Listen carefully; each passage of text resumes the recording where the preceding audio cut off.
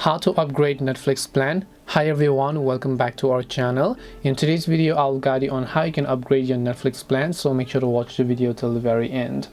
In order to upgrade your Netflix plan, all you have to do is simply go ahead and first of all just make sure to launch the Netflix application. But you might figure out that the Netflix application does not offer you such a way to change the plan from the application.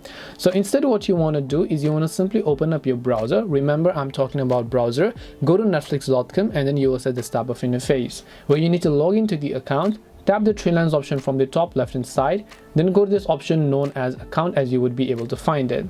Once you come to account, right over here, if I scroll down, you can see currently I have a basic HD plan. If I want to upgrade or maybe even downgrade it, I need to tap the change plan option over here.